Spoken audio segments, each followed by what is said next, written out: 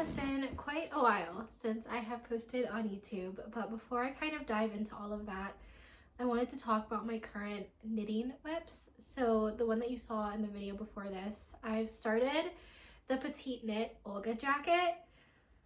Full transparency, this is the second written pattern that I've ever done. So the one that I did before this was the Tinsen sweater by Woolfolk, and I am just doing the back yoke right now, so I'm literally just increasing right now to create the back piece. So I'm using 4 different kinds of yarn for this project. I can't remember what the pattern initially calls for, but the reason that I even chose these colors was because initially I had seen these 2 different mohairs. The brand is, I'm not even gonna try to pronounce that, but that's what it looks like. And I really just loved the way the pink worked with the red. This was a very vibrant red, almost kind of like a cherry red. But I would have had to modify the pattern way too much to just make it a mohair project. And also I would have had to have an infinite amount more of mohair. So I ended up doing these 2 DK weight yarns. The red one is by the brand Opus and the color is cranberry. And then the other one is Knitting for Olive, and it's in the color Ballerina. But yeah, so this is the pattern. I got it off of her site, but I believe you can also get it on Ravelry. I am doing a size large, but I am going to slightly modify the pattern and make it more of a cropped fit because I know that this is not necessarily my true size, so it will be a little bit longer than I necessarily want. So I will be modifying it, but aside from that, I'm going to leave the pattern as is. I'm currently at this section where I'm increasing, I believe it's like 16 times. But yeah, so this is my Olga jacket in her very beginning stages.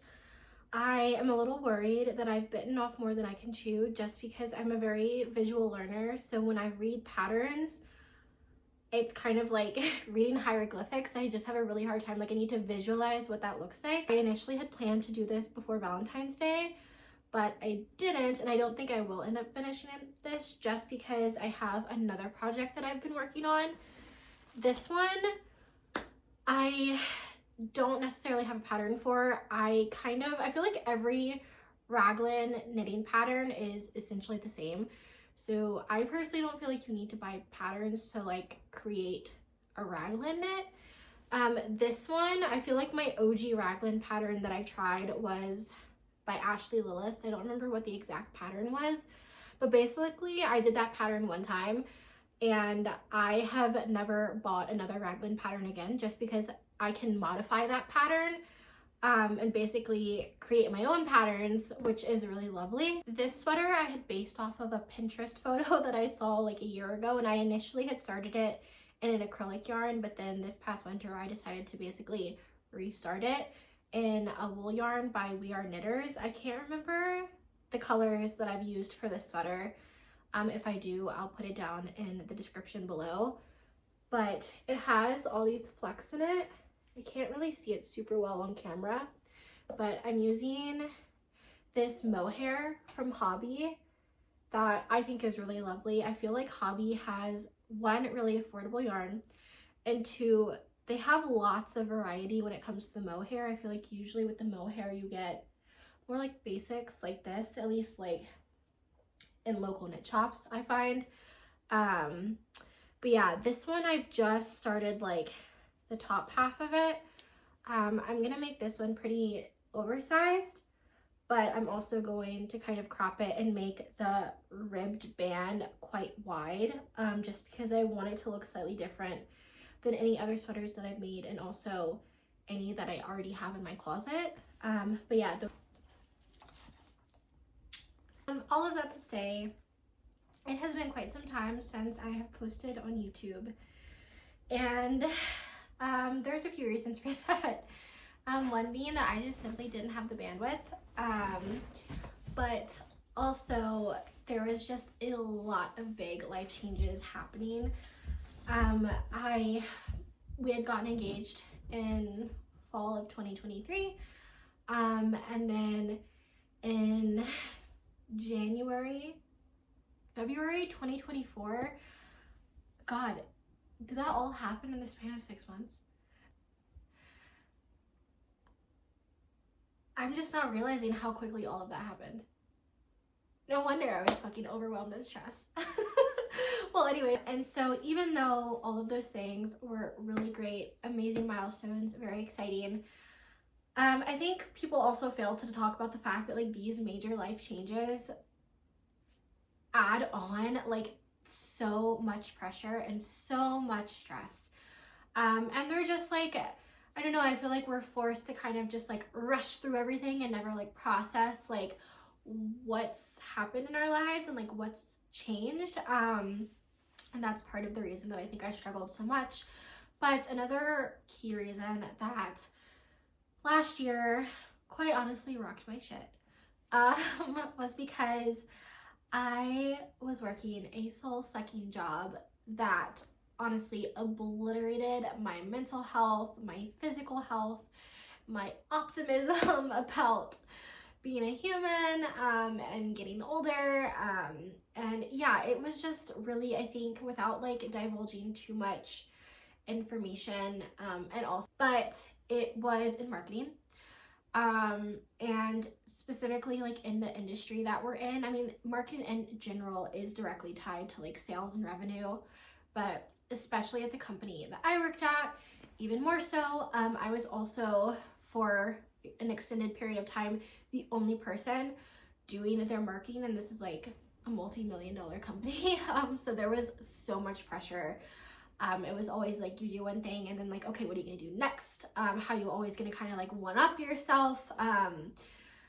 And so it was just really, really tough, especially for me. I'm someone who does not do well under pressure.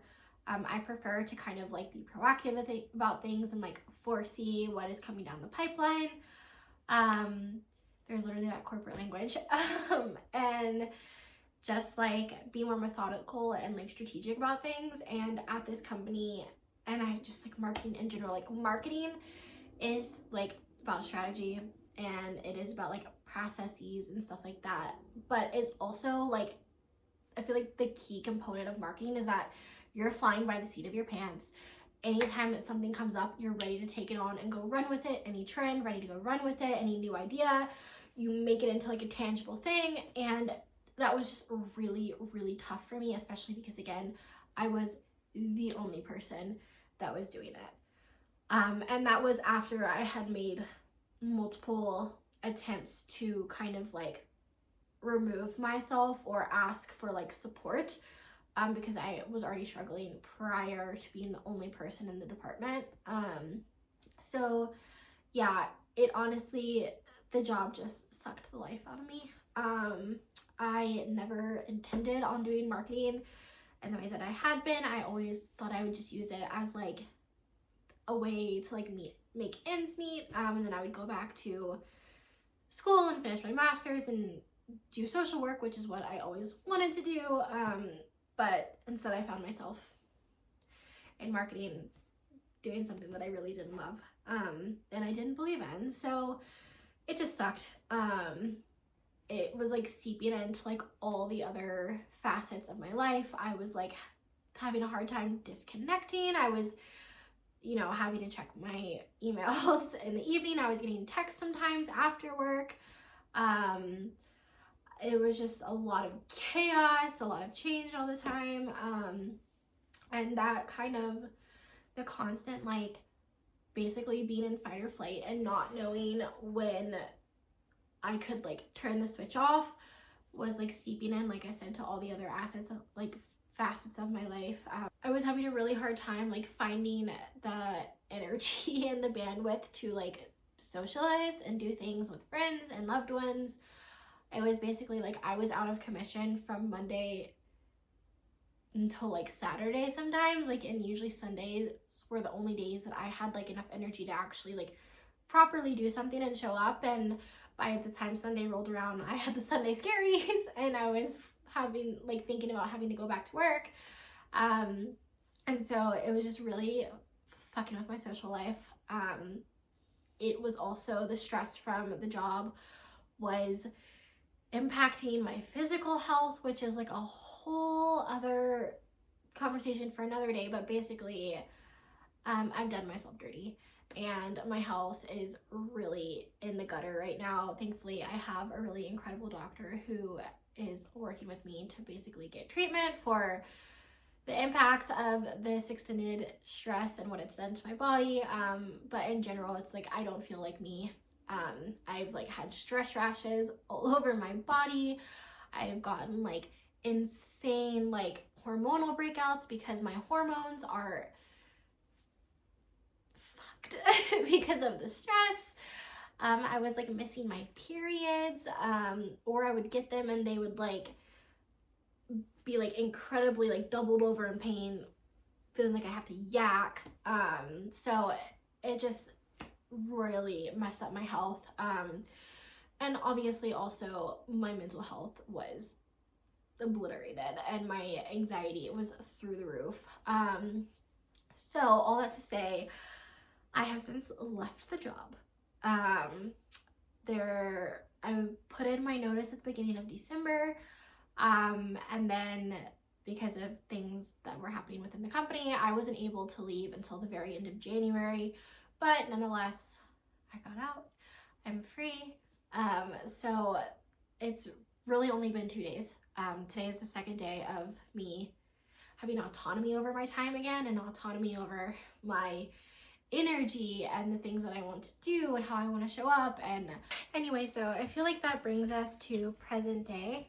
I am working for myself right now, and I'll probably continue to just do freelance work and contract work probably for the majority of the year, if not all of the year. I feel like I really need to take some time to like dial it back and address all of the issues that I've caused for myself in my life because of not living in alignment with like what I want to do, and how I want to spend my time and energy. Yeah, I'm really nervous about this year. I feel like ultimately my fear is that I'm gonna spend another year struggling and suffering the way that I did last year, and that is a really hard pill for me to swallow. And I also what are you doing? Hi, Mama. I also feel like I really need to prioritize getting my spark back, and I don't really know what that looks like. Yeah, I feel like I don't know what I'm doing right now, and a part of me wants to say that that is absolutely okay and that I don't have to have the answers all the time and have a plan of attack, but the part of me that needs to be in control is kind of freaking out.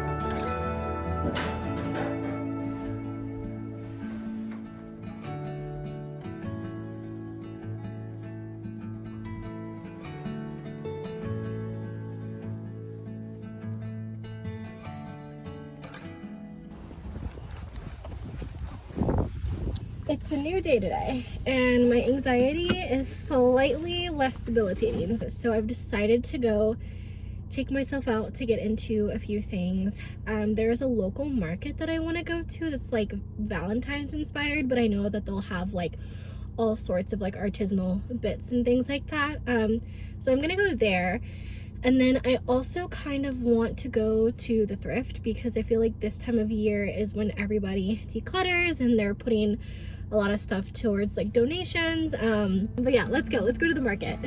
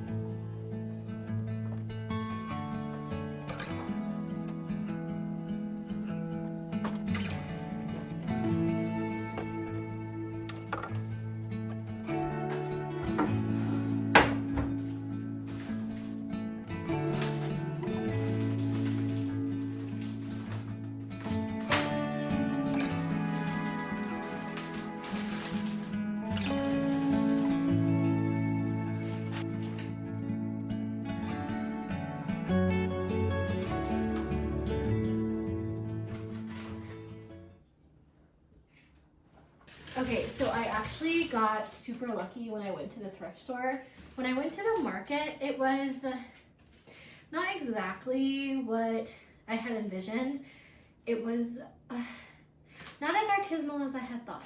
I'm also not super into like really like heavy holiday themed decor or even like clothing and stuff like that, and it was very much like Valentine's Day themed. So yeah, that was kind of a flop. But I did get one thing at the holiday market. And so there's a local company called Shop Tea Time, and they're local to Utah. And she designs everything here in Salt Lake City. And then they get their clothing produced in Turkey. And I got this little blouse. It's got like little stripes on it. I thought it was really pretty. And I mean, I love button-ups. I feel like they're my like uniform. So I thought this was a nice little change from what I usually wear, especially in the spring. I feel like when it's not quite cold and not quite warm enough, I always like literally just wear button-downs and jeans, or button-downs and like some sort of trouser. But yeah, let me show you all the other things that I found at the thrift. Okay, so I have a bunch of artwork that doesn't have a home right now because I have a tendency to like change out my art if I find new pieces, or if it's like depending on the seasons. But I feel like we have a lot of empty wall space and I wanted to fill it up a little bit more. So I found these really pretty wooden frames. They don't have hooks on the back, but I feel like that's fine because I can just use the Velcro command strips. And then I found this cutting board, which if you are like on Pinterest or you're like hip to what's currently like really trending and really like sought after when it comes to like vintage and antique pieces, cutting boards like this that have the handles that you can like hang on the wall or use as like decor, and also for actual like functional purposes like cutting your food. These are really popular right now. The only catch is that most of them are like ungodly expensive. This one I got for literally $5.49. It does need some love. I probably need to Google how to like properly sanitize this and clean it, because it does have like some discoloration on the back of it. But I feel like for the most part, this was a steal. Like, I got very lucky finding something like this. I also feel like it'll add some warmth to the kitchen because right now things are feeling very white because we don't have our butcher block counters yet. So I'm hoping that this like warms up the space. I also found these 2 terracotta pots. I love terracotta pots. I feel like they're great for decor. If you have faux flowers, like even putting them in a pot like this, I feel like it adds like, I don't know, some rustic charm to a space. And I really, again, like the warmth that they bring. I got a bunch of like little tulips and stuff that I think I'm gonna put them in and like use around the house. I did also get this basil, and I feel like the basil would be super cute in that. My only thing, SOS, every time I get basil, it lives for like a month and then suddenly the leaves start to get really brown and really droopy, and then they basically like decay and die. And I don't know why. So if you're able to keep basil alive indoors, please tell me how.